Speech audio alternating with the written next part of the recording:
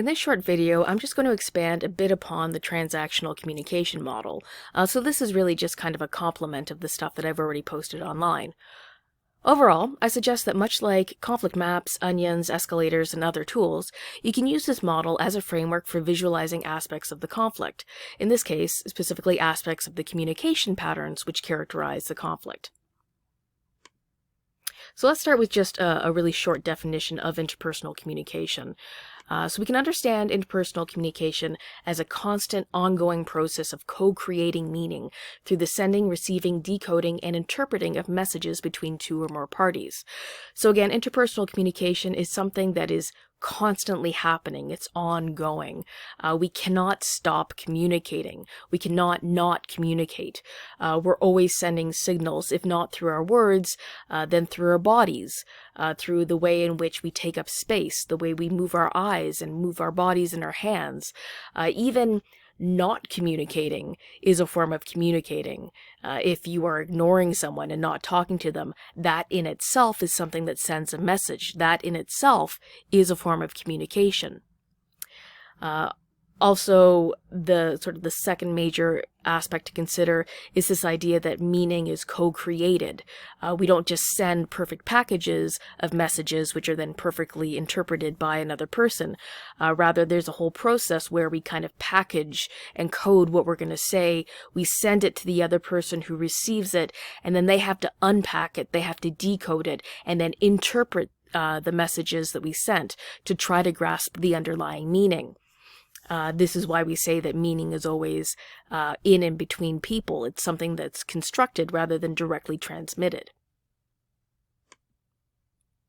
So now let's talk a little bit about the transactional communication model itself. And I want to focus on some specific things that you should think about when you're analyzing communication patterns within a conflict. The first thing you can consider is the characteristics of the communicators themselves.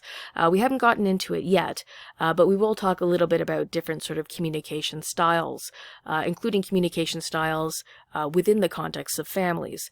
So you can look at kind of the actual characteristics of the individuals who are communicating. Part of this includes looking at the different fields of experience, which kind of sort of surround each of the communicators.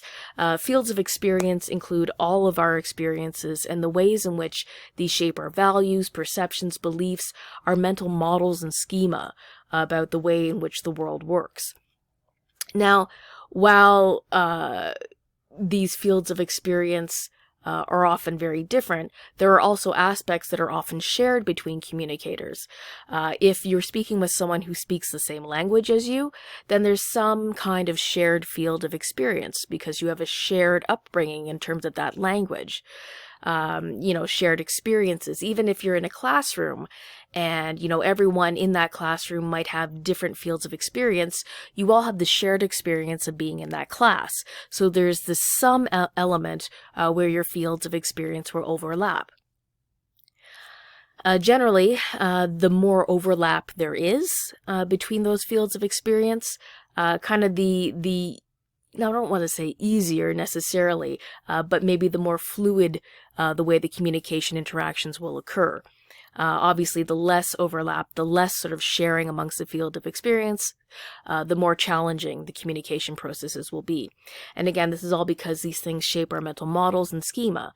Schema being kind of like the boxes that we use in our heads to sort information and to make sense of our world.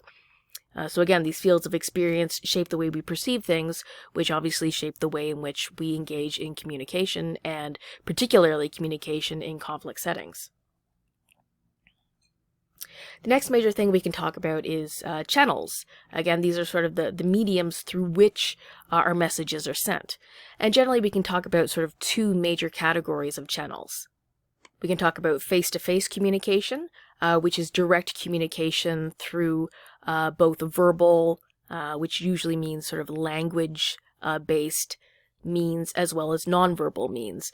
And nonverbal behavior includes a host of different things: eye contact, hand movement, body movement, posture, as well as how far or how close we sit or stand next to someone. All these sort of ways in which we use our bodies to communicate messages. Usually these are messages which communicate how we feel about the situation or the other person or the relationship.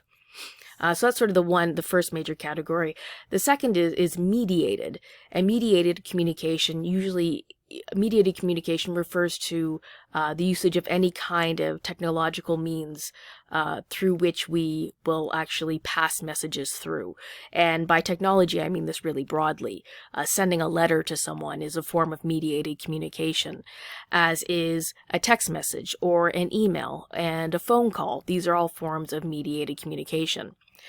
Specifically, any kind of mediated communication that occurs over computers is usually referred to as computer-mediated communication, or CMC. However, there's lots of sort of modes of communication that have kind of come about in the last 10 years due to advances in technology that kind of blur the boundaries between these two things.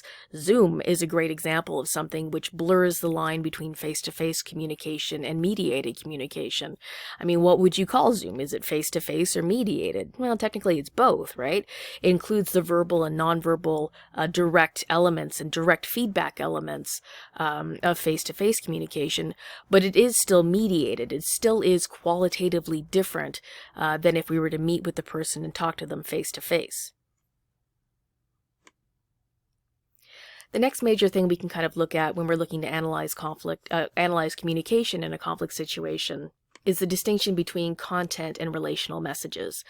Content has to do with the topic, the information we're seeking to actually convey through our message. It could be anything. It could be, how you're feeling, what the weather is like, how you want your hair cut, talking about a TV show or a movie, talking about a philosophical idea. All of these things would be sort of related to content messages. Relational messages convey how you feel about the other person, about the relationship, and about the interaction overall.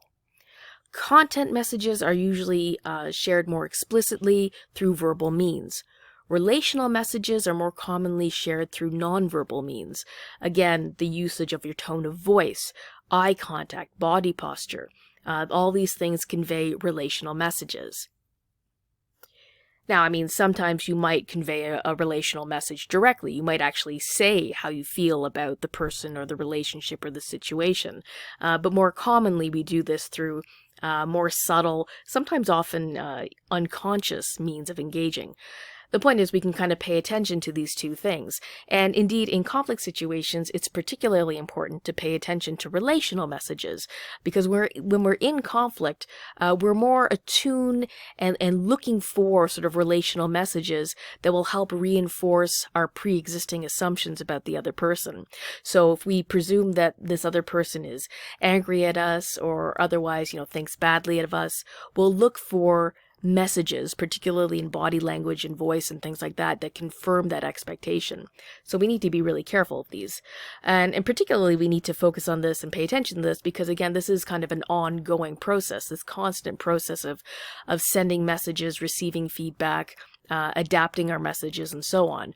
So this is a really fast process, and again, much of it is unconscious. So it's an important thing to consider, particularly within conflict situations. This kind of back and forth process, again, is why we can say that meaning exists in and between people. Because, again, it's about back and forth, sending, receiving, interpreting based upon the feedback, and then resending and reinterpreting, etc. It's an ongoing thing. The next major thing we can think about is noise. There's a couple of different forms of noise that we can talk about. The first is external noise. External noise has to do with anything within the sort of communication environment that is kind of impeding or interfering with the sending of messages. So, in face-to-face interactions, this could be a loud room or a really cold room or an uncomfortable space. Through mediated communication, it could be things like static or when your Wi-Fi drops, when you're in the middle of a Zoom call and suddenly someone freezes and it's because somebody's Wi-Fi is kind of acting up, right? That would count as a form of external noise because it's impeding the sending and receiving of messages. The other two main categories of noise are physiological noise and psychological noise.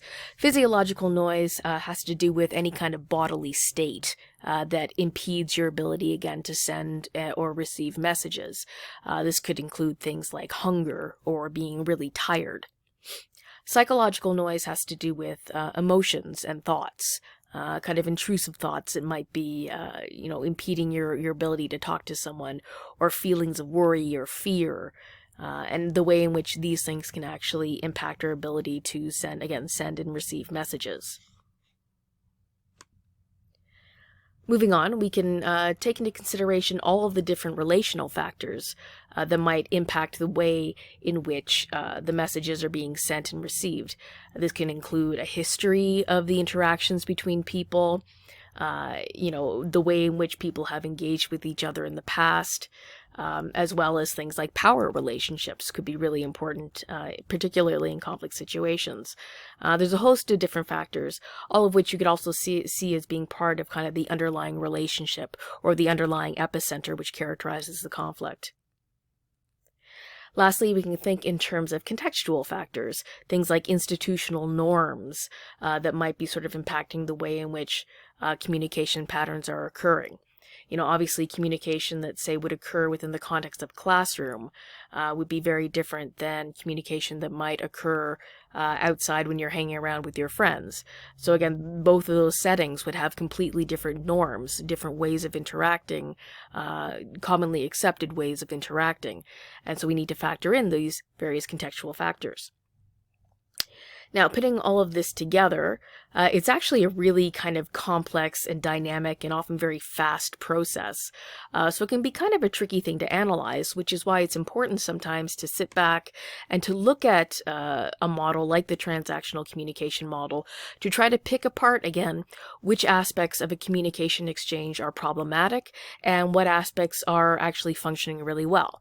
And that can help us, again, to try to determine what is causing a conflict to move in a more constructive or destructive direction.